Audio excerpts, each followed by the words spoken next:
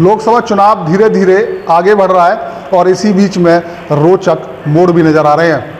उत्तर प्रदेश की फतेहपुर सीकरी लोकसभा सीट इन दिनों खासी चर्चा में है।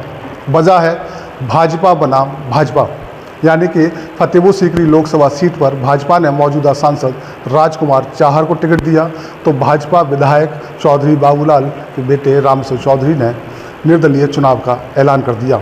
आखिर क्या पूरी वजह है और क्या तैयारी है लोकसभा चुनाव को लेकर, इस बातचीत के लिए आज हमारे साथ रामेश्वर चौधरी जी हैं, उनसे जानते हैं। लोकसभा चुनाव को लेकर आप तैयारी कर रहे हैं, ऐलान कर रहे हैं, क्या पूरी कहानी? नहीं, देखिए, मैं लोकसभा चुनाव के लिए ऐलान मेरी तरफ से ऐलान नहीं हुआ। जनता जनार्दन के बुलावे पर, जनता जनार्दन के कहने पर मुझे पंचायत बुलानी पड़ी और पंचायत में जो निर्णय हुआ, क्योंकि मैं 6 तारीख की पंचायत में ये कह चुका था कि जो भी निर्णय होगा पंचायत के निर्णय को मैं स्वीकार करूंगा, तो 6 तारीख की पंचायत में जो निर्णय हुआ था, और आज स्वाभाविक रूप से आज उससे कई गुना लोग ज़्यादा थे। हजारों की संख्या में लोग मौजूद थे। उनने एक स्वर से ये कहा कि रामेश्वर को चुनाव लड़ना है।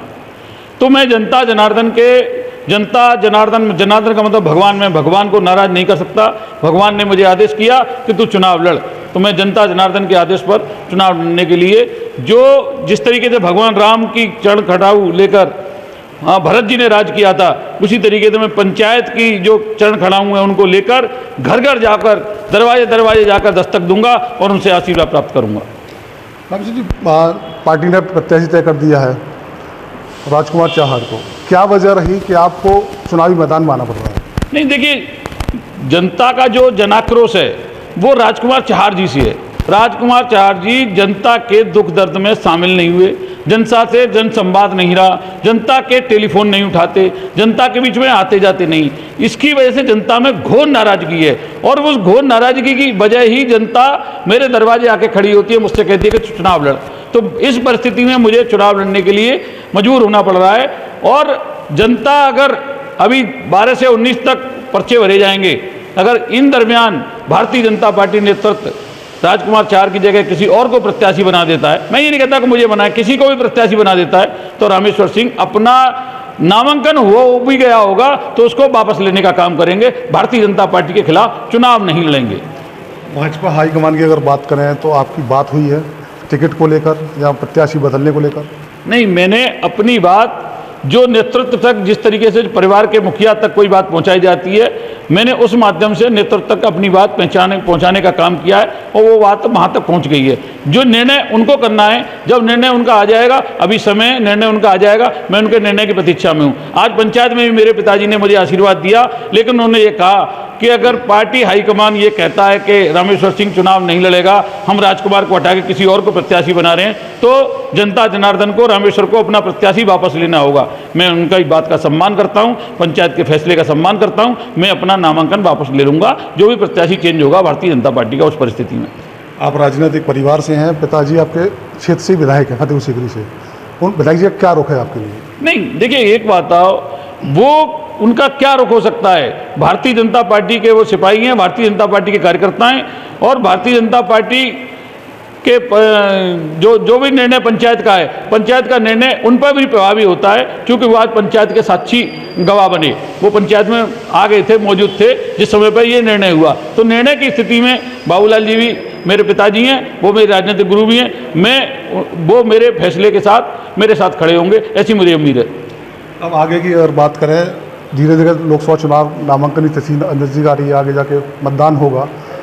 आखिरी सवाल आपसे यही है, क्या तैयारी होगी और किस तरह से मैदान में देखा जाएगा? नहीं, देखिए, चूंकि जनता जनार्दन चुनाव लड़ने का काम कर रही है, तो मुझे कहीं भी किसी भी परिस्थिति में कोई दिक्कत नहीं है। और 14 से 19 में मेरे पिताजी सांसद रह चुके हैं इस फतेहपुर सीकरी लोकसभा से, और उन्होंने बड़ा काम इस क्षेत्र में किया। लगभग 22 फ्लाईओवर उन्होंने क्षेत्र में, लोकसभा क्षेत्र में बनाने का काम किया।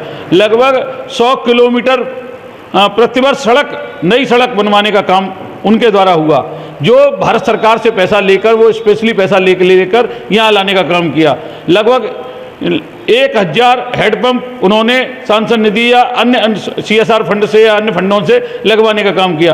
तो ऐसी बहुत सारे काम उन्होंने क्षेत्र की जनता के साथ, और फिर रात को 12 बजे भी अगर उनको कोई फ़ोन करता था तो वो फ़ोन उठा के जनता की सुनते थे और जनता के दुख दर्द में शामिल होते। ये उनकी बड़ी साख रही है। और क्षेत्रीय जनता, मैं इस दरमियान क्षेत्रीय जनता के बीच में गया, क्षेत्रीय जनता ने कहा कि तेरे पिताजी ने हमारा बड़ी दुख दर्द में हमारे बीच में आए हैं, हम अगर वो कहेंगे तो हम तेरे लिए जी जान से एक करेंगे और चुनाव लड़ाने का काम करेंगे। यानी कि अब चुनावी मैदान में निर्दलीय प्रत्याशी? मैं जनता का प्रत्याशी आज की पंचायत ने मुझे बनाया है और मैं सौभाग्यशाली हूँ कि जनता जनार्दन, और जनार्दन भगवान होती है, भगवान का जो आदेश है उस आदेश का मैं पालन कर रहा हूँ, उस आदेश को मैं आगे बढ़ाने का काम कर रहा हूँ।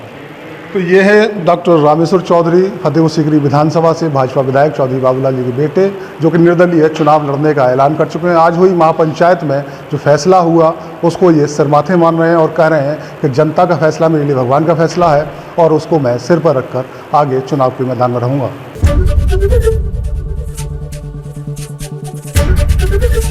ABP गंगा, खबर आपकी, जुबान आपकी।